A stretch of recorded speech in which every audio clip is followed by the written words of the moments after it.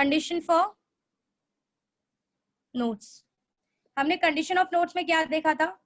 Condition of nodes पे होता क्या है? What happens at the nodes? Your amplitude is 0, so you got equation something as, हमको पता है कि amplitude in progressive wave, amplitude in stationary wave is given by 2a cos of 2 pi x by lambda, which will be equals to 0. When you will solve, you will find that x is equals to lambda by 4, 3 pi by 4, 3 lambda by 4, 5 lambda by 4 and so on पे आपको notes देखने के लिए मिलता है। वहीं पे condition for antinode, आपको पता है what is condition, what is antinode? Antinode is the maximum displacement. एक पार्टिकल ए का आया, दूसरा पार्टिकल भी ए का आया, तो जो रिजल्टेंट पार्टिकल होगा वो 2a का होगा, जो रिजल्टेंट वेव बनेगा वो 2a का बनेगा। सो condition for antinode is the maximum displacement. Maximum displacement क्या हो रहा है? एक नोड ए का है, दूसरा भी नोड ए का है, दोनों आकर एक दूसरे को मीट कर रहे हैं, they are meeting each other. So जो एम्पलीट्यूड होगा, जो रिजल्टेंट एम्पलीट्यूड होगा, मैं यहाँ पे रिजल्टेंट लिख देती हूँ सो दैट कंफ्यूजन ना हो, जो रिजल्टेंट एम्पलीट्यूड होगा ये प्लस माइनस 2a होगा, करेक्ट है? जब हमने यही चीज, हमको पता है कि amplitude is given by what? 2a cos of 2 pi x by lambda, इसको स्मॉल 2a लेती हूँ, so this will B 2a plus minus 2a। ये सब कैंसिल वगैरह किया तो हमको पता चला कि x की कौन से कंडीशंस पे हमको एंटीनोड मिलता है। We got a antinode as 0, बताओ जरा, 0, lambda by 2, lambda, 3 lambda by 2, ये सारे कंडीशंस पे हमको एंटीनोड मिलता है। मतलब इतनी ये पॉइंट्स पे हमको एंटीनोड मिलता है कवर करने के बाद। इसका जनरल इक्वेशन हमने लिखा था, it was 2p minus 1 lambda by 4, जिसमें p is equals to 1 2 3 and so on लिया था। p1 डालोगे तो फर्स्ट नोड का पोजीशन मिल जाएगा। p1 डालोगे तो 2 minus 1, p2 into 1 is 2, 2 minus 1 is 1, that is lambda by 4। First node आपको लैम्डा बाई 4 पे मिलेगा। सेकेंड नोड का पोजीशन निकालते हैं, ये नोड्स का सेकेंड नोड का पोजीशन निकालते हैं। 2 यहाँ पे डालो, सेकेंड नोड है मतलब 2 यहाँ पे डालोगे, 2 to the 4, 4 minus 1 is 3, so 3 lambda by 4 पे आपको सेकेंड नोड मिलेगा। थर्ड नोड का पोजीशन निकालते हैं, 3 यहाँ पे डालो, 2 3 is 6, 6 minus 1 5, 5 lambda by 4, 5 lambda by 4 पे आपको थर्ड नोड मिलेगा। वैसे ही इसका जनरल इक्वेशन हमने क्या लिखा था? It was x is equals to lambda p by 2, correct है? एंड हियर p was 0 1 2 3, यहाँ पे p was 1 2 3, यहाँ पे p is 0 1 2 3। अगर आप यहाँ पे 0 डालोगे तो फर्स्ट एंटीनोड आपको 0th पोजीशन पे मिलता है, दूसरा एंटीनोड आपको लैम्डा बाई 2, अगर आप 1 डालते हो, p की जगह पे आप 1 डालते हो, सो दूसरा एंटीनोड आपको लैम्डा बाई 2 पे मिलता है। p is equals to 2 डालते हो, तीसरा एंटीनोड आपको लैम्डा पे मिलता है। Okay, so these are the different positions of nodes and antinodes, or these are the general equations that we have already studied. Now if you look at the diagram, जो diagram मैंने आपको भेजा था PDF में, कि अगर समझो आपने एक स्ट्रिंग है, यहाँ से you have one string, यहाँ से आपने उसके अंदर एक vibration, always keep it in mind, जो फ्री एंड होता है वो इजीली मूवेबल होता है, तो फ्री एंड पे मैक्सिमम डिस्प्लेसमेंट होता है पार्टिकल का, और जो फिक्स्ड एंड होता है ये फिक्स्ड पोजीशन है, कभी भी फ्री एंड पे पार्टिकल कैन इजीली मूव, तो फ्री एंड पे हमेशा एंटीनोड बनता है। ये बात दिमाग में सेट कर लो कि फ्री एंड पे हमेशा एंटीनोड बनता है और फिक्स्ड एंड पे हमेशा नोड बनता है, क्योंकि फिक्स्ड एंड पे पार्टिकल बिल्कुल मूव नहीं कर सकते, और नोड वही पोजीशन है जहां पर पार्टिकल बिल्कुल मूव नहीं कर सकते, करेक्ट? बीच में भी नोड बनता है, बट जो ये दो कंडीशंस है ये कभी गलत नहीं हो सकते। आप पार्टिकल को यहीं से वाइब्रेट करोगे, आप ऐसा कुछ क्रिएट करते हो, ऐसा।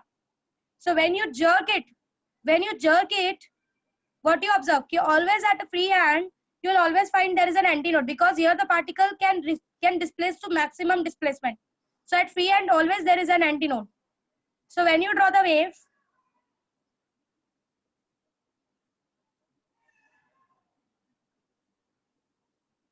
थोड़ा सा इसको नीचे से लेना चाहिए था, we'll take it from here, ये पार्ट कट करो, because ये चीज मुझे सेम रखनी है।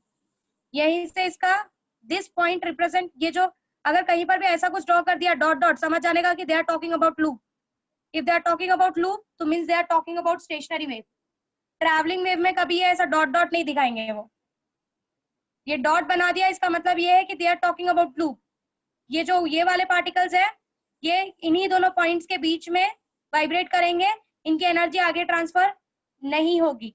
ओके ये जो पार्टिकल्स हैं ये इसी पॉइंट में ट्रांसफर होते रहे, टू एंड फ्रो वाइब्रेट होते रहेंगे। ये लूप का मीनिंग, ये जो डॉटेड बना है ये रिप्रेजेंट करता है कि you are talking about a stationary wave, you are talking about a loop.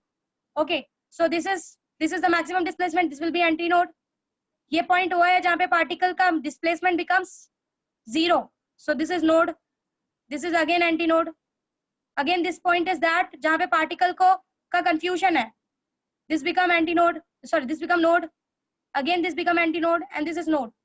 अब जरा समझो कि नोड और एंटी नोड बनता क्यों है, ये बन क्यों रहा है, पहले भी समझा चुकी हूँ बट स्टिल जरा ध्यान से देखो। जब टकराकर, जब वेव टकराकर पीछे जाती है और एक वेव यहाँ से सीधा सीधा आ रही है, आपको पता है स्टेशनरी वेव बनाने का यही तो मेन कंडीशन था। हम इसको स्टेशनरी वेव बोल रहे हैं क्योंकि टकराने के बाद ये जो वेव है ये इस डायरेक्शन में जा रही है और एक वेव इस डायरेक्शन से आ रही थी। जब ये दोनों वेव एक पॉइंट पे आके मीट हो जाती है ये पूरा ऐसा लूप जैसा स्ट्रक्चर बन जाता है जिसको हम स्टेशनरी वेव बोलते हैं। तो keep it in mind, anti node कब बनता है, कब किस पार्टिकल को हम एंटी नोड बोलते हैं, जब क्रस्ट क्रस्ट को आके मिलता है या ट्रफ ट्रफ को आके मिलता है।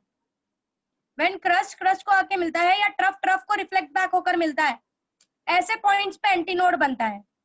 फॉर एग्जांपल अगर तुम यहाँ से देखो ये वाला वेव, ये वेव जो है, ये जो वेव यहाँ पे जाके टकराया, टकराने के बाद ये ट्रफ बन जाएगा, तो ये वाला जो पार्ट आगे आएगा, ये जो पार्ट आने वाला है आगे, ये ट्रफ को मिलेगा और ट्रफ मिलने की वजह से एक मैक्सिमम ट्रफ आपको यहाँ पे देखने के लिए मिलेगा।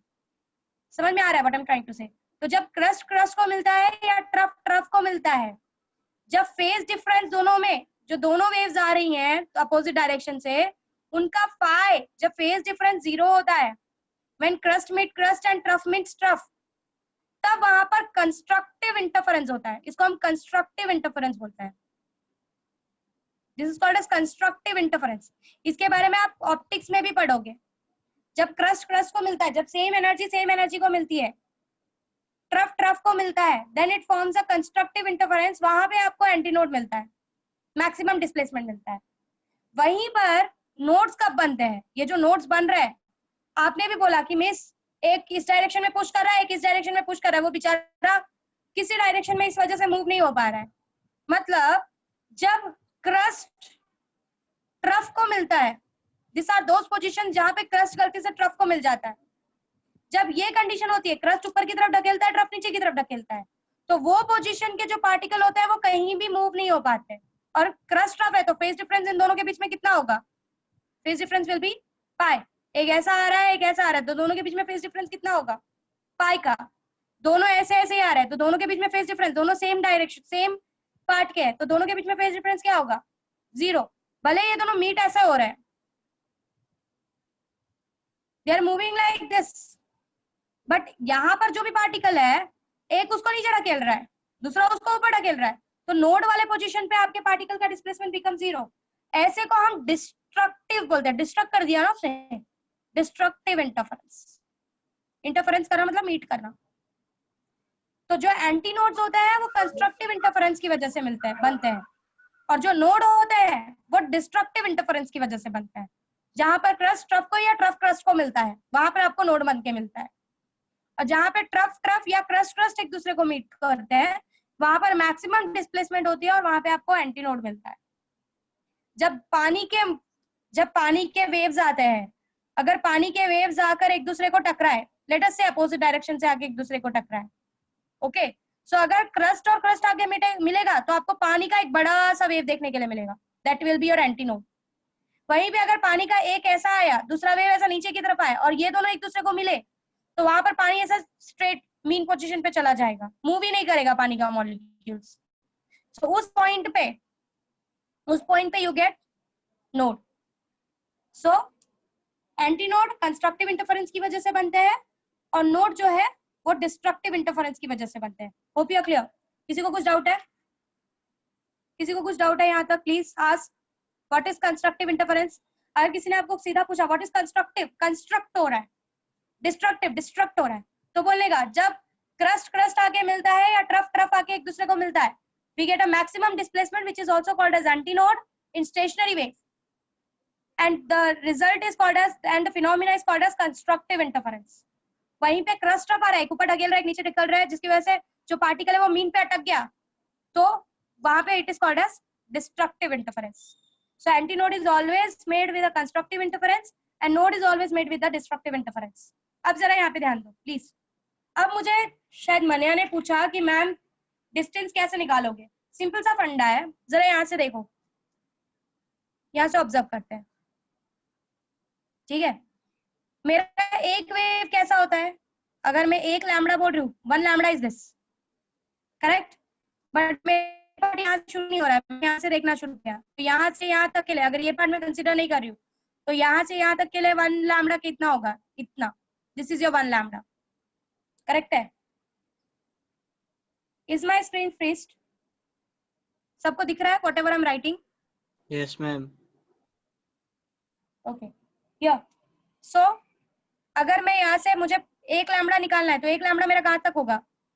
अगर मैं 4 लैम्बडा बाई 4 को ऐड करूं, lambda by 4 plus lambda by 4 plus lambda by 4 plus lambda by 4, तो मुझे कितना मिल जाएगा? Lambda by 4 plus lambda by 4 plus lambda by 4, total will be 4 lambda by 4, that is lambda.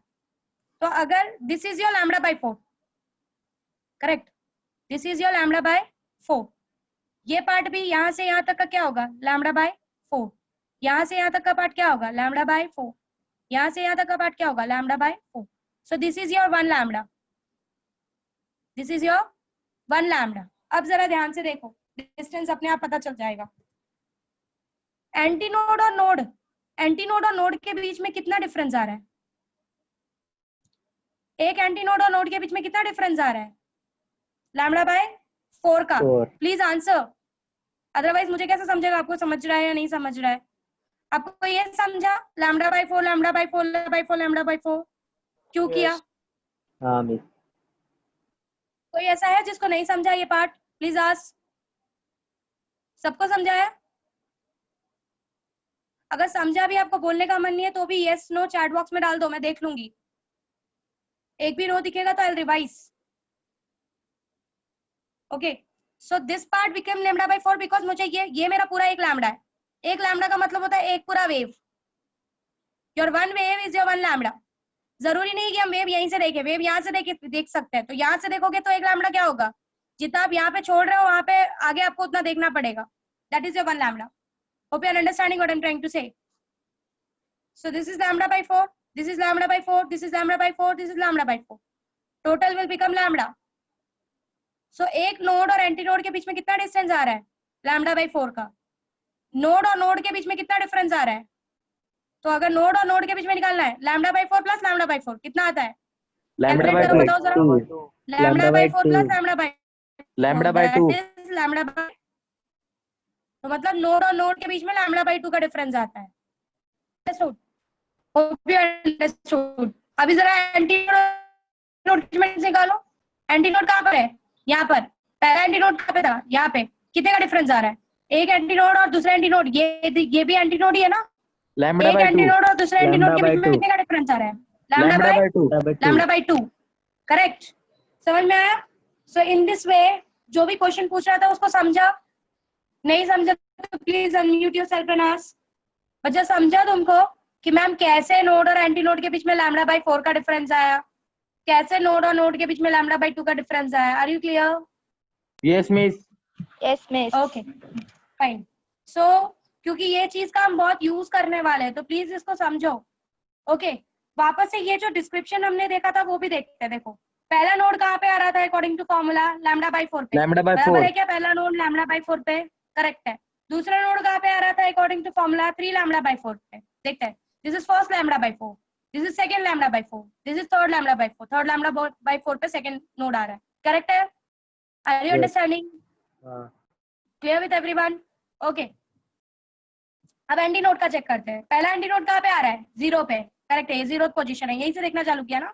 This is 0th position. दूसरा anti node कहाँ पे आ रहा है? देखो जरा, दूसरा एंटी नोड यहाँ पे आ रहा है। हाँ lambda by so lambda by 4 plus lambda by 4 के बाद आ रहा है, दैट इज लैम्बडा बाय 2 के बाद दूसरा एंटीनोड आ रहा है. Are you understanding? So this is the concept to understand this particular waves of nodes and antinode, which explains you that the difference between antinode and node is lambda by 4. The difference between node and node, adjacent node and node is lambda by 2, and adjacent antinode and antinode is also lambda by 2. Clear? Let's try to revise the properties of stationary wave in a sequence. सारी चीजें वापस से एक उसकी जितनी भी properties मैंने आपको लिख के भेजी वो सब देखते हैं. First property of a stationary wave. Properties of stationary wave. ये सब चीजें के नोट्स मैंने आपको कल भेज दिए हैं, इसीलिए भेजा था कि आप पढ़ के आओ, कि आपको जो भी क्वेश्चन में पूछूं वो आ जाए आपको. फर्स्ट सबसे मेन कंडीशन स्टेशनरी वेव का, there must be two waves, travelling waves which must come from opposite direction. Superposition ऐसे वेव्स का होना चाहिए, ऐसे ट्रैवलिंग वेव्स का होना चाहिए जो अपोजिट डायरेक्शन से आए, जिनका एम्पलीट्यूड फ्रीक्वेंसी, दोनों ट्रैवलिंग वेव्स की एम्पलीट्यूड और फ्रीक्वेंसी मैंने सेम रखी हुई है. तो first condition is stationary waves are produced. Stationary wave तब बनते हैं जब दो ट्रैवलिंग वेव्स अपोजिट डायरेक्शन से आकर एक पॉइंट पे सुपर इम्पोज होती हैं, और उन दोनों ट्रैवलिंग वेव्स का हम एम्पलीट्यूड और फ्रीक्वेंसी दोनों के सेम रखेंगे. Clear with the part? समझा सबको? Clear? This was the first condition to make a stationary wave. This is the first property of a stationary wave, that stationary wave is produced when two traveling waves of same amplitude and frequency superimpose at a particular point. Condition is important that they are coming from opposite direction. Stationary wave opposite direction से नहीं आ रहे हैं, दो अलग अलग traveling waves opposite direction से आके meet हो रहे हैं, और meet होकर resultant wave बनेगा, that is your stationary waves. Second property क्या है? What is the second property? इसमें points पर, जिस point पर there is no displacement of particle, Jin points पे there is no displacement of particle, such points are called as nodes. जहां पे there is a maximum displacement of a particle, जहां पर there is a maximum displacement of a particle, such points are called as, what they are called as, everyone? क्या बोलते हैं उसको? Antinode. Antinodes. ठीक है? Next point. Okay. Now, fourth property of an stationary wave. सारे particles के एक loop के अंदर जो amplitude होते हैं वो same होते हैं कि अलग अलग होते हैं stationary wave में? सेम होते हैं. वापस से सोचो, स्टेशनरी वेव में सारे पार्टिकल्स के एम्पलीट्यूड सेम होते हैं कि अलग अलग होते हैं? अलग अलग होते हैं. अलग अलग होते हैं, क्योंकि हमने पढ़ा amplitude is a function of what? It is a function of x. बराबर है? हर पार्टिकल के एसएचएम का जो एम्पलीट्यूड होगा वो अलग अलग होगा.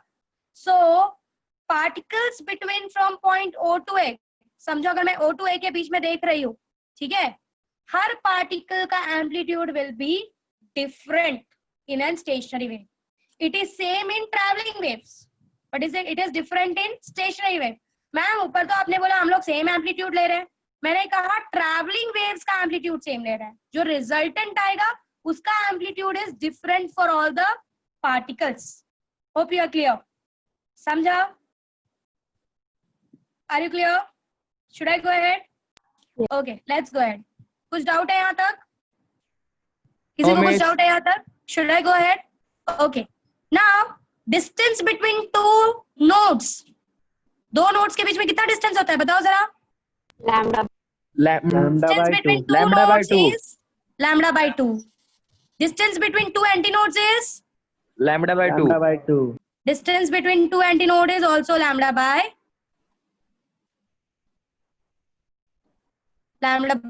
2.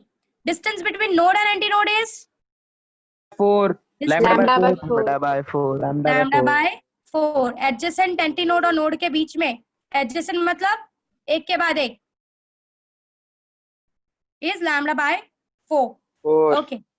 Now next property. Next property is 8th property, I think so. Okay. Next property. Stationary wave में net velocity of energy is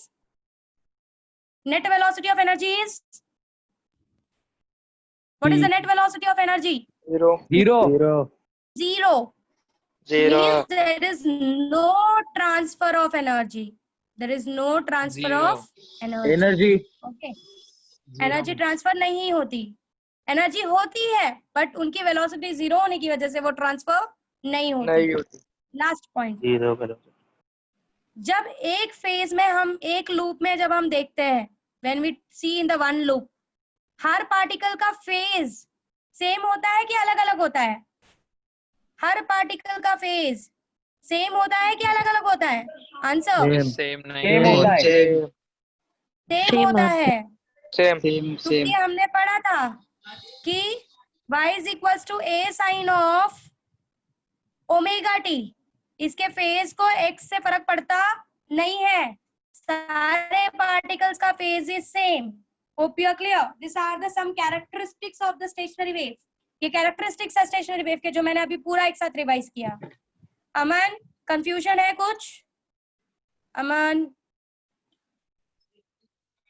are you there? Miss मैं हाँ तुम नहीं मिस। क्लियर है? फेज हाँ। सेम होता है, एम्पलीट्यूड अलग होता है x के साथ, समझा है? Okay, so this are the some characteristics of your stationary wave. मैं जरा एक बार सारी चीजें एक बार गो थ्रू कर रही हूँ, जरा ध्यान से देखो। आई एम नॉट रिपीटिंग, मैं जस्ट दिखा रही हूँ। तुमको किसी भी पॉइंट में अगर कोई कंफ्यूजन है तो प्लीज आस्क। पहला कंडीशन, दिस जो अपोजिट डायरेक्शन के travelling waves meeting forming stationary wave. जहां पर no displacement, this is called as nodes. जहां पे maximum displacement, that is called as antinode. Amplitude एक लूप के अंदर, मैं एक लूप की बात कर रही हूँ, अलग लूप के बाद अलग होगी। एक लूप जो बनता है, this is your one loop, इसके आगे जो बनेगा वो दूसरा लूप होगा। तो एक लूप के अंदर सारे पार्टिकल्स का एम्पलीट्यूड इज डिफरेंट, क्योंकि amplitude is a function of x here. Her particle का एसएचएम का amplitude will be different. Distance between node is lambda by 2, distance between antinode is lambda by 2, adjacent antinodes of course. थोड़ा zoom करूं, maximum zooming पे है वो, और ज्यादा zoom करूंगी तो मैं लिख ही नहीं पाऊंगी। कम करूं? हाँ कम करो। Is it okay? नहीं ब्लर हो गया, मैंने तो इसीलिए मैंने जूम करके रखा हुआ था। जैसे था वैसे ही रखो। अब ठीक है? Yes miss. Okay. Distance between antinode and node is lambda by 4. There is no net velocity of an energy. There is no net velocity of an energy. So there is no energy transfer. Particle अपनी, इनको standing इजीलिए बोला जाता है क्योंकि particle अपनी ही जगह पे पूरी एनर्जी लेके ऊपर नीचे वाइब्रेट करते हैं। ओके, एनर्जी ट्रांसफर नहीं होती। एक लूप के अंदर सारे पार्टिकल्स का फेज क्या होता है? सेम होता है। It because it does not depends on x, it only depends on, here the phase is only given by omega t. अगर कुछ एक्स्ट्रा एंगल है तो ओमेगा टी प्लस डेल्टा लिख सकते हो। अगर पहले से ही तुमने एक एक्स्ट्रा एंगल इंट्रोड्यूस किया है फेज कांस्टेंट, सो इसका फेज बन जाएगा ओमेगा टी प्लस थीटा। अगर आपने इंट्रोड्यूस नहीं किया है so it will be only omega T. तो ये थीटा जो है, ये थीटा कहीं भी आ सकता है, ये एक्स्ट्रा थीटा कहीं भी आ सकता है। ये एक्स्ट्रा फेज कांस्टेंट आपको पहले ही क्वेश्चन में बोल देगा, मैंने एक फेज कांस्टेंट दिया है, आप वो फेज कांस्टेंट कंसीडर करो, तो आपको वो एक्स्ट्रा यहाँ पे इंट्रोड्यूस करना पड़ेगा। सो दैट इज जो साइन के अंदर जो फंक्शन आता है पूरा, दैट इज अ फेज। और ओमेगा टी के साथ एक्स्ट्रा कोई एंगल वो बोल रहा है कि मैं मीन पोजीशन से शुरू नहीं करना चाहता अपना एक्सपेरिमेंट, 30 डिग्री से शुरू करना चाहता हूँ, तो उसके साथ एक एक्स्ट्रा 30 डिग्री आएगा, that will be your phase constant. तो ये आ सकता है, they can say you this, ये कंडीशन वो दे सकता है। Okay, yes Om. Okay, these are the some conditions. चलो एक sum करते हैं। Have pencil and have pen and book with you. Let's go ahead with one sum. उसके बाद आगे बढ़ेंगे। Okay, the sum is, वो बोल रहा है find the distance between two successive nodes. उसने एक stationary wave बनाया है और वो दो successive का मतलब है एक के बाद एक, दो nodes के बीच में वो distance find out करने के लिए बोल रहा है। And what it is saying that उसने जो वेव बनाया है उसकी frequency, the frequency of that wave is 64 hertz. जो फ्रीक्वेंसी है वेव की वो 64 हर्ट्ज है, और जो वेलोसिटी है, वेलोसिटी जो वेव की है, दैट वेलोसिटी इज 48 मीटर पर सेकेंड। ओके, उसने एक ऐसा वेव बनाया जिसकी फ्रीक्वेंसी 64 हर्ट्ज है और जिसकी वेलोसिटी 48 मीटर पर सेकेंड है। आपको डिस्टेंस बिटवीन टू नोड्स निकालना है। अब मुझे पता है कि दो नोड्स के बीच में डिस्टेंस हमेशा कितना होता है? It is always lambda by 2 2। Correct. अगर मुझे किसी तरीके से यहाँ पे लैम्डा मिल जाए, इसके हेल्प से अगर मुझे लैम्डा मिल जाए तो I simply get the answer. So distance between two nodes is lambda by 2। Lambda निकालते हैं, फॉर्मूला हमको पता है, v is equal to n lambda. Correct है। तो लैम्डा कैसे निकलेगा? v by n is equal to lambda. यहाँ से आपको लैम्डा मिल जाएगा, लैम्डा मिल जाएगा तो लैम्डा डिवाइड बाय 2 कर दोगे, आपको दो नोड्स के बीच का डिफरेंस मिल जाएगा। फाइंड आउट करो जरा, दो फटाफट आंसर दो जरा मुझे, कितना आ रहा है? इस फ्रीक्वेंसी क्या है? फ्रीक्वेंसी क्या है मतलब? वो दिख नहीं रहा मिस। 64 हर्ट्ज। अब दिख रहा है? Miss frequency is 64 hertz. आपको दो नोड्स के बीच का डिस्टेंस निकालना है। आपको पता है दो नोड्स के बीच में कितना डिस्टेंस होता है? लैम्डा बाय 2 का। ये हमने पीछे देखा।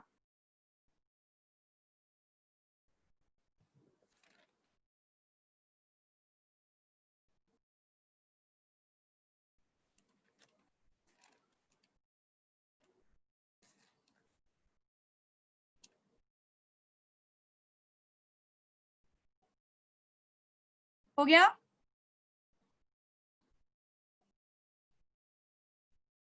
Yes. So answer is 0.375 meters. Distance between two nodes is 0.375 meters. Okay. Node और एंटी नोड के बीच का डिस्टेंस निकाल के दो जरा तो। Find out the distance between adjacent node and anti node. Node और एंटी नोड के बीच में कितना डिस्टेंस आता है? How much is the distance? Lambda by 4 का आता है। कैलकुलेट करके दो जरा फटाफट, कितना आ रहा है?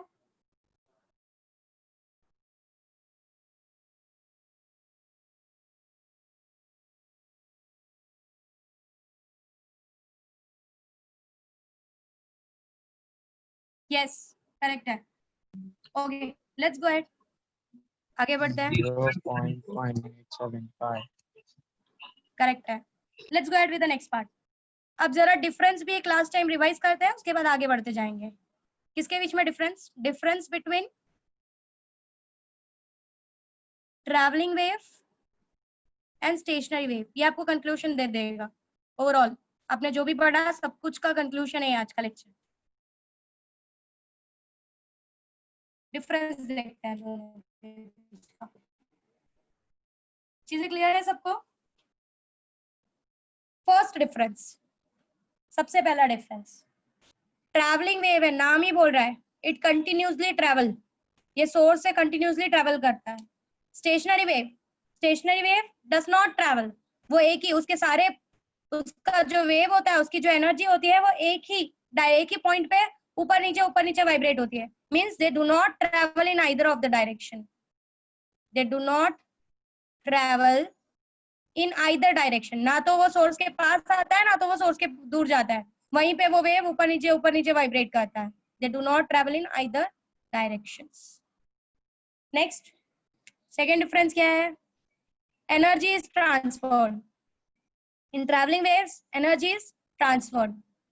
In stationary wave, there is no transfer of energy. There is no transfer of energy. Energy नहीं है ऐसा नहीं है, एनर्जी है बट ट्रांसफर नहीं होता। थर्ड कंडीशन क्या है? इनमें सारे पार्टिकल्स का एम्पलीट्यूड इज, ऑल पार्टिकल्स का amplitude is, in travelling wave all particles का एम्पलीट्यूड इज व्हाट? आंसर करो। सेम रहेगा। Same. Here all particles have different amplitudes. Correct है? एक नोड और एक एंटी नोड के बीच में, एक नोड और एक एंटी नोड के बीच में, या बोल सकते हो कि एक लूप में, इन अ पर्टिकुलर लूप, ठीक है, in a particular loop all particles have different amplitude. Correct है. नेक्स्ट डिफरेंस बताओ जरा. इसमें no point is at rest, कोई भी पॉइंट रेस्ट पे नहीं होता.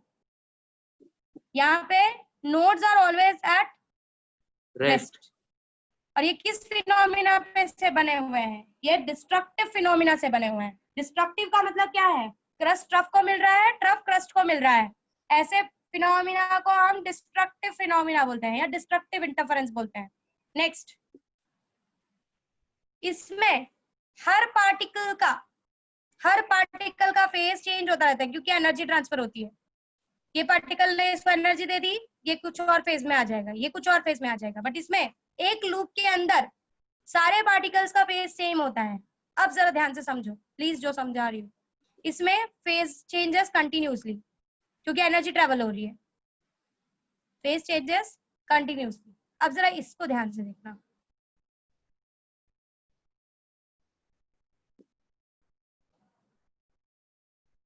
This is the formation of a stationary wave. अब ये जो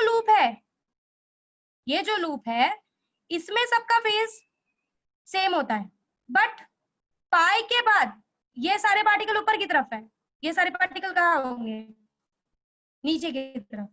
मतलब सीधा फेज डिफरेंस कितने का मिल रहा है? 0 से सीधा फेज डिफरेंस कितना का आ रहा है? पाई पे. पाई के बाद वापस चेंजेस कहाँ पे मिलेगा? 2 पाई के बाद. मतलब स्टेप बाय स्टेप चेंज हो रहा है कि 0 से पाई तक सेम रहेंगे, फिर पाई से 2 पाई के बाद चेंजेस आएगा, फिर 2 पाई से 3 पाई के बाद चेंजेस आएगा.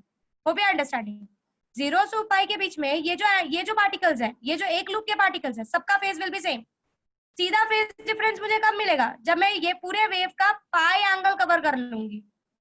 वापस मुझे फेज डिफरेंस कब मिलेगा? जब मैं पूरे एंगल का 2 पाई कवर कर लूंगी, 3 पाई. मतलब ये पूरे पार्ट में फेज विल बी सेम. सीधा डिफरेंस कहाँ देखने के लिए मिलेगा? आफ्टर पाई.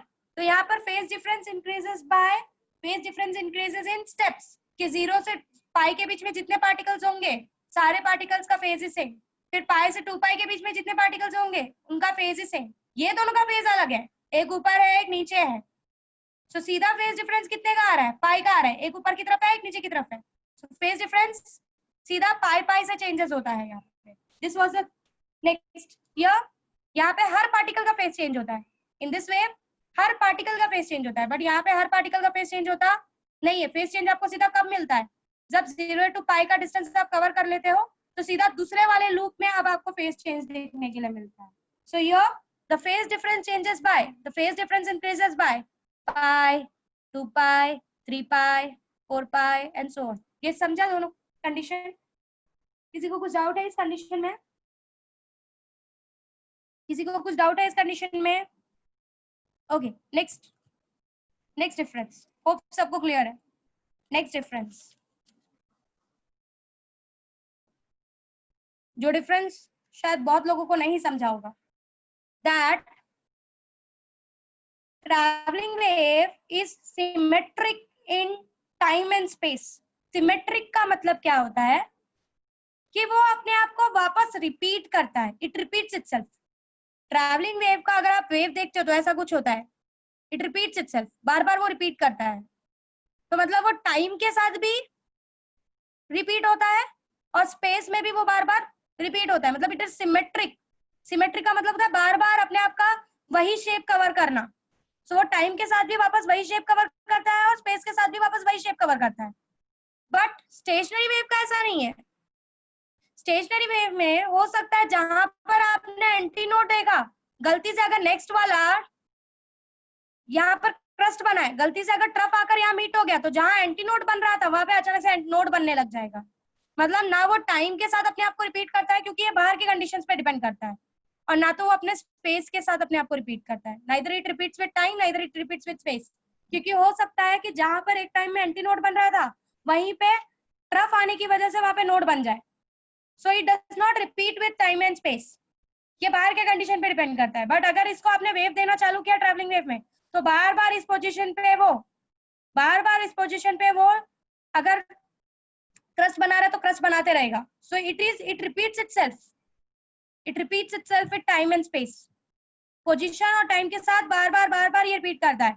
यहाँ पे टाइम पीरियड खत्म हुआ, वापस से रिपीट होगा, यहाँ पे टाइम पीरियड खत्म हुआ, वापस से रिपीट होगा। इसका ऐसा नहीं है। इसका हो सकता है कि जिस पॉइंट पे आपने अभी नोट देखा, दूसरे पॉइंट पे आप वहीं पर एंटी नोट देखो, मतलब उसी पर्टिकुलर पोजीशन पे आपको वापस से वही चीज देखने मिलेगी। It is not compulsory, okay, क्योंकि it is an superposition, it is an resultant one. Resultant में कुछ भी हो सकता है। हो सकता है क्रस्ट, जहाँ पे क्रस्ट मिल रहे थे उसी जगह पे, उसी पोजीशन पे आकर क्रस्ट ऑफ मिलने लग जाए। तो जहाँ आपको नोड मिल रहा था वहां, जहाँ आपको एंटी नोड मिल रहा था वहां आपको नोड मिलने लग जाए। सो ये टाइम एंड स्पेस के साथ अपने आप को रिपीट करता है, ये टाइम एंड स्पेस के साथ अपने आप को रिपीट नहीं करता। तो इस स्टेटमेंट का यही मीनिंग है कि progressive wave is symmetric in space and time. It means it repeat itself after particular time and after particular distance. But यहाँ पर ऐसा कुछ नहीं है। जरूरी नहीं है कि जहाँ पे आपको एंटी नोड मिल रहा है वो हमेशा वहां पे एंटी नोड ही मिले। हो सकता है वहां पे एक टाइम के बाद बाहर के ट्रैवलिंग वेव्स की कंडीशन की वजह से वहां पे नोड मिलना शुरू हो जाए। So it is not symmetric. ये वापस अपने आप को टाइम और स्पेस के साथ रिपीट नहीं करता। Okay, so this was the next point. The last point was the equation.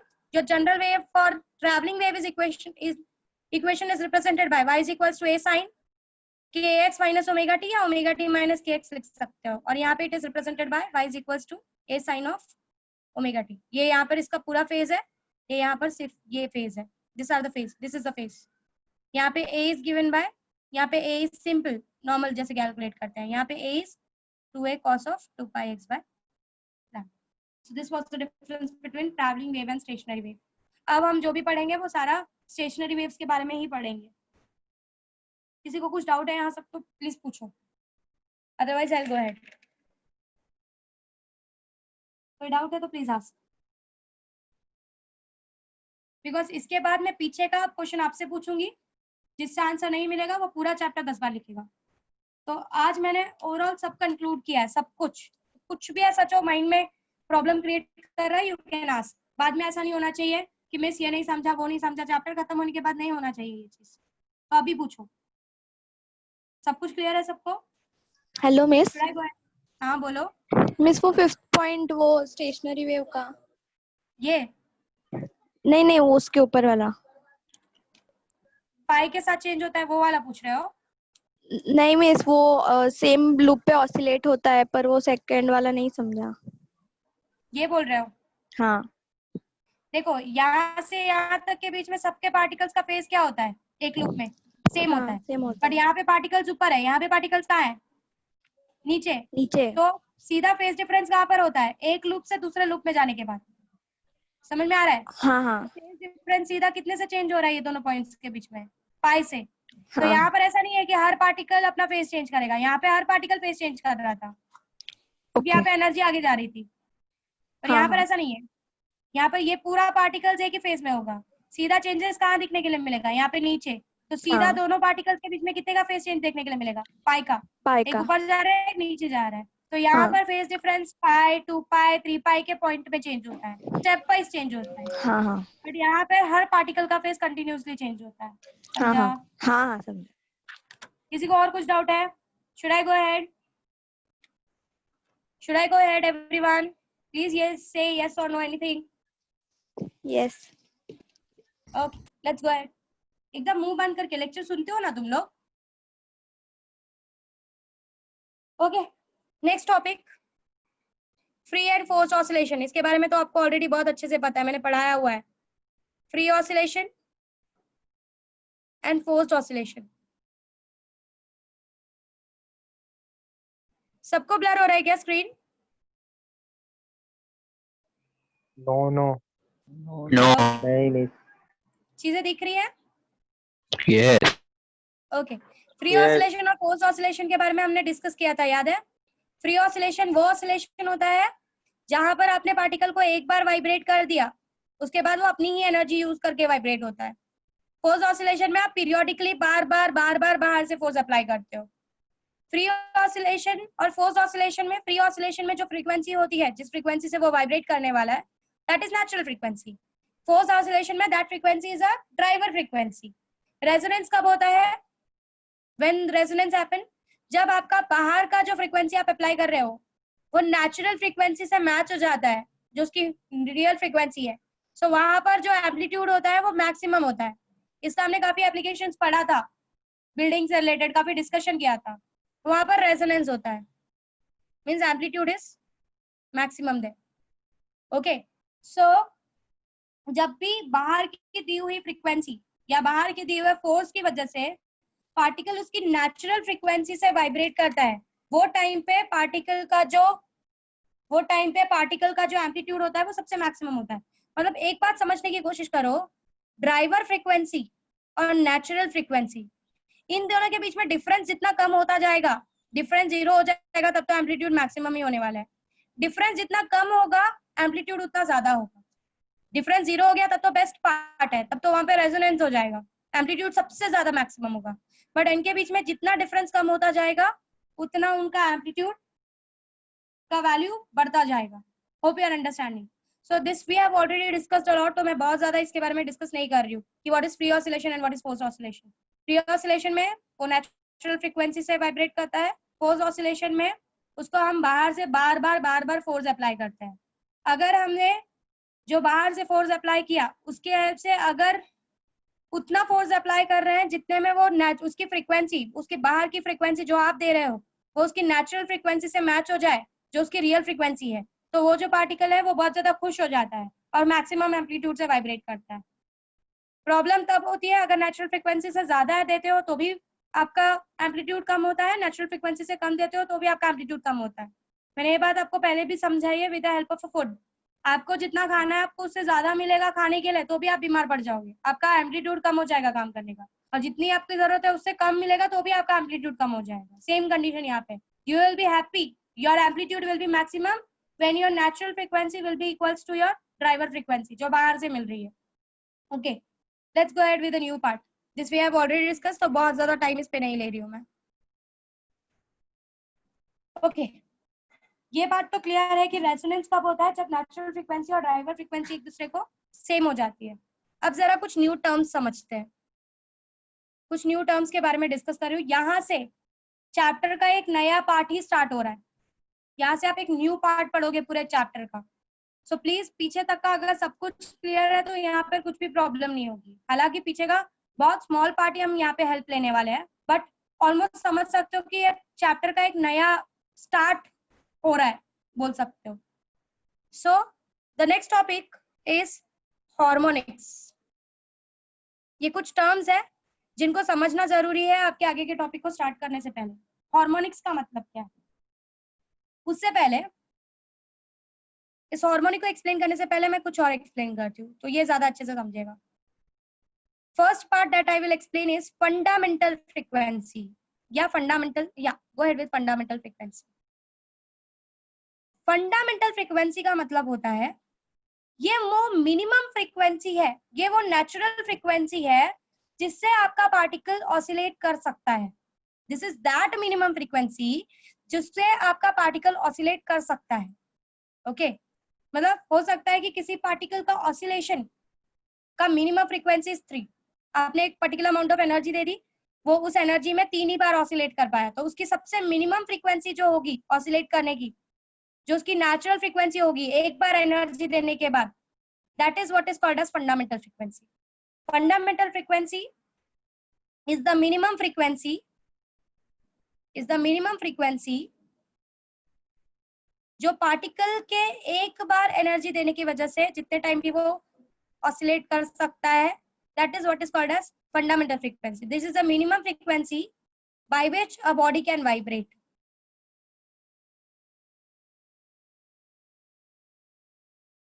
Her particle की अलग अलग होती है, ऑफ कोर्स। एक पार्टिकल को आपने एनर्जी दे दी, उसकी मिनिमम फ्रीक्वेंसी 20 हर्ट्ज है। हो सकता है दूसरा पार्टिकल को आपने एनर्जी दे दी, उसकी जो सबसे मिनिमम, जो फर्स्ट सबसे एक ही बार एनर्जी देने के बाद जो सबसे मिनिमम फ्रीक्वेंसी होगी, that will B 40 hertz. So this fundamental frequency is the minimum frequency by which your body can vibrate. Okay. Next, harmonics.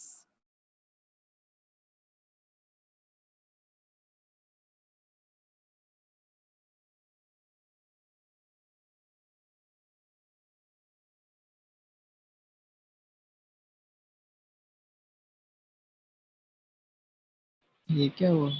पर मारने के बाद अगर वो पर्सन 4 बार ऑसिलेट कर रहा है तो उसकी सबसे मिनिमम जो फ्रीक्वेंसी होगी that will B 4 times. So that minimum frequency is the fundamental frequency. Now what is harmonics? Harmonics का मतलब होता है integral multiple of fundamental frequency. Integral multiple of fundamental frequency. For example, let us say fundamental frequency is n. So harmonics will be, first harmonics will be n, 2n, 3n, 4n, 5n. So integral multiple of fundamental frequency is called as harmonics. For example, अगर एक person का fundamental frequency is 20 Hz, so इसका integral multiple will be 40 Hz, 60 Hz, कितना होगा 80 Hz, 100 Hz. Sorry, I did miss. Correct है. So it is 2 times. This is first harmonic. Fundamental frequency को first harmonic भी बोला जाता है. This is also called as first harmonic. अब जरा वापस से इन दोनों चीजों को ध्यान से समझो. फंडामेंटल फ्रीक्वेंसी वो फ्रीक्वेंसी होती है, this is that frequency, this is a natural frequency, this one is a natural frequency.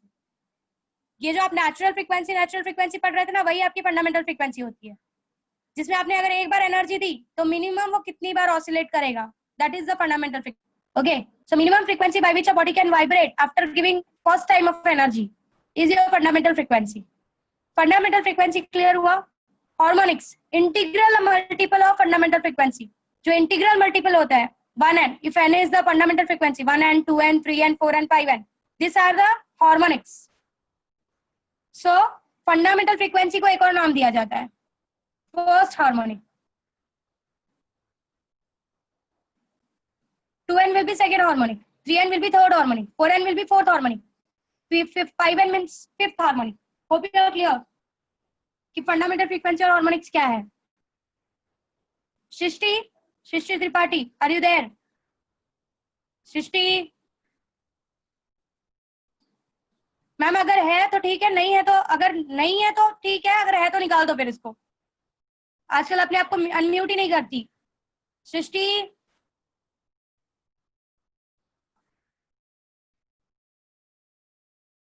नहीं है. ओके. ओम है तू?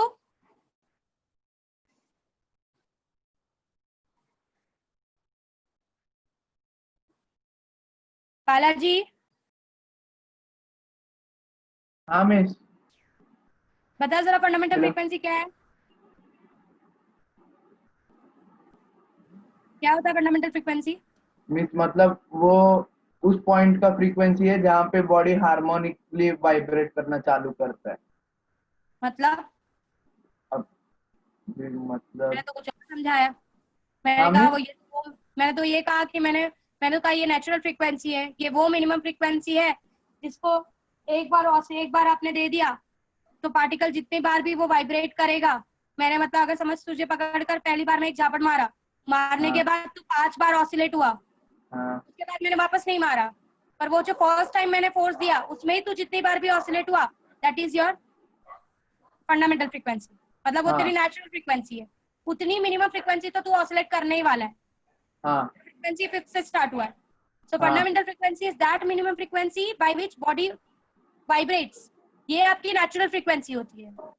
जब आपके ड्राइवर एवरीवन नाउ जब आपकी ड्राइवर फ्रीक्वेंसी इस फ्रीक्वेंसी को मैच करती है ना, तभी रेजोनेंस होता है. जब ड्राइवर फ्रीक्वेंसी आपके नेचुरल फ्रीक्वेंसी को मीट करती है तभी रेजोनेंस होता है. Okay, so this is the fundamental frequency, that is your natural frequency. Harmonics multiple of fundamental frequency. जो इंटीग्रल मल्टीपल होते हैं फंडामेंटल फ्रीक्वेंसी के, that is what is called as harmonics. तो इसीलिए फंडामेंटल फ्रीक्वेंसी को first harmonic भी बोला जाता है. It is also called as first harmonic. First harmonic, second harmonic, third harmonic, fourth harmonic, fifth harmonic and so on. Okay, clear? एक और बात बोलो. हेलो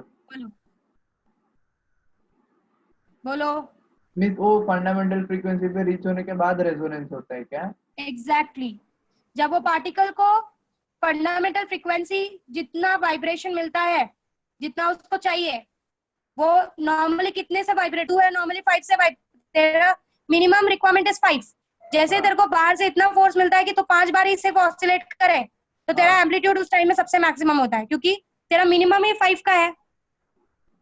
और तुझे अगर उतने फोर्स मिल जाए जिससे वो तू 5 बार इजिली वाइब्रेट करे, तो वहां पर तेरा एम्पलीट्यूड सबसे मैक्सिमम होता है। That is where we call it as resonance. समझा? मतलब नेचुरल फ्रीक्वेंसी और ये तो फिर एक ही हो गया ना। हाँ, तो मैं वही बोल रही हूँ, फंडामेंटल फ्रीक्वेंसी के अलग अलग नाम है। इसको अच्छा, नेचुरल ठीक फ्रीक्वेंसी है। भी बोला जाता है, ओके इसको फर्स्ट हार्मोनिक भी बोला जाता है, इसको फंडामेंटल फ्रीक्वेंसी भी बोला जाता है। Fundamental, that is the main part. Okay. So this is fundamental. Fundamental frequency को फर्स्ट हार्मोनिक भी बोला जाता है, नेचुरल फ्रीक्वेंसी भी बोला जाता है। और इस फंडामेंटल फ्रीक्वेंसी के जितने भी मल्टीपल्स होते हैं, integral multiples 2n 3n 4n 5n, उनको हार्मोनिक्स बोला जाता है। They are called as harmonics. Clear with the part? Everyone, are you clear? Yes. The last topic for today. Hello miss, Yes. Miss वो fundamental frequency एक बार short में बताओ ना uncle, बार बार जा रहा था। अमन, कुछ नहीं है। जो तेरा नेचुरल फ्रीक्वेंसी था ना, that is only the fundamental frequency. For example, मैंने तेरे को एक किसी मैम तो के डिफरेंस क्या है दोनों में? कोई नहीं, दोनों सेम है, बट नाम अलग अलग दे दिया। मिस अगर वो फंडामेंटल 63 हर्ट्ज से, अगर उसका नेचुरल फ्रीक्वेंसी 63 हर्ट्ज है तो फिर फंडामेंटल भी वही रहेगा। Exactly. 63 hertz. Okay miss, yes yes, एक ही चीज को दो नाम दे दिया। ठीक है। ये वो पॉइंट है जहां पर आपका पार्टिकल रेजोनेंस करना स्टार्ट करता है। समझा? अगर आपने एक पार्टिकल है, उसका फंडामेंटल फ्रीक्वेंसी आपने कैलकुलेट किया 63 हर्ट्ज है, आपने बाहर किसी तरीके से ऐसा फोर्स अप्लाई किया जिससे उस पार्टिकल को 63 हर्ट्ज की एनर्जी मिल जाए, तो वो टाइम पे एकदम पार्टिकल खुश हो जाएगा। वो टाइम पे पार्टिकल एकदम मैक्सिमम एम्पलीट्यूड से वाइब्रेट करेगा, क्योंकि बाहर से जो आपने फ्रीक्वेंसी उसके ऊपर अप्लाई की उसको वाइब्रेट करवाने के लिए, वो उसके नेचुरल फ्रीक्वेंसी से मैच कर रहा है। मतलब उसको ज्यादा काम करने की जरूरत नहीं है, ना उसको ज्यादा मिल रहा है ना उसको कम मिल रहा है, जितनी रिक्वायरमेंट है उतना मिल रहा है। समझा? Clear? Okay, so yes the ma'am. Last part for today, after that I will stop because आपका लेक्चर है, दैट इज योर ओवरटोन। ये लास्ट एक्सप्लेनेशन है आज का, ओवरटोन। हमने पढ़ा fundamental frequency which is your natural frequency, और उसको फर्स्ट हार्मोनिक भी बोलते हैं। बाकी second harmonic, third harmonic, fourth harmonic, ये सारे फंडामेंटल फ्रीक्वेंसीज के मल्टीपल होते हैं। ब्लर है स्क्रीन? हाँ मिस, बिल्कुल नहीं दिख रहा है? दिख रहा है, अब भी दिख रहा। अब भी दिख। ठीक है, please let's start it as fast as possible. Overtone, let's इस complete it वापस as fast गया। as possible. वापस गया? हाँ हाँ, ठीक है। बराबर अब तो है? ठीक है, अब ठीक है मिस। अब ठीक है। ठीक है। ओवरटोन, ओवरटोन का मतलब क्या होता है? पहला बात तो फंडामेंटल फ्रीक्वेंसी से, फंडामेंटल फ्रीक्वेंसी हमारी फर्स्ट हार्मोनिक थी, करेक्ट? फंडामेंटल फ्रीक्वेंसी के बाद जो सेकंड फ्रीक्वेंसी होती है किसी भी पार्टिकल की, fundamental frequency let's say it is 63 hertz. ठीक है, मिनिमम इतना तो करने ही वाला है वो। 63 हर्ट्ज के बाद जो दूसरी फ्रीक्वेंसी से वो वाइब्रेट करता है, लेट अस से इट इज 64 हर्ट्ज। सो ये जो होता है इसको हम फर्स्ट ओवरटोन बोलते हैं। मतलब फंडामेंटल फ्रीक्वेंसी से ऊपर वाला, फंडामेंटल फ्रीक्वेंसी के बाद जो ऊपर की फ्रीक्वेंसी होती है जिससे वो वाइब्रेट कर सकता है, second higher frequency, this is the first one frequency. इससे ऊपर जो फ्रीक्वेंसी होती है उसको हम फर्स्ट ओवरटोन बोलते हैं। 65 से अगर वो वाइब्रेट कर रहा है तो that will B second overtone. 66 से वाइब्रेट कर रहा है that will B third overtone. अब जरा ध्यान से समझना प्लीज एवरीवन हियर, और I will explain that tomorrow. So fundamental frequency से ऊपर वाली फ्रीक्वेंसी, फर्स्ट फ्रीक्वेंसी को हम फर्स्ट ओवरटोन बोलते हैं। अब मैम, हार्मोनिक होने के बाद भी हमको ओवरटोन वाला टर्न क्यों लाना पड़ा, ये मैं आपको कल समझाऊंगी। ओवरटोन के बारे में कल और डीप में पढ़ेंगे और डीप में समझेंगे। So will stop here, we'll stop here. Bye everyone, take care. Bye में।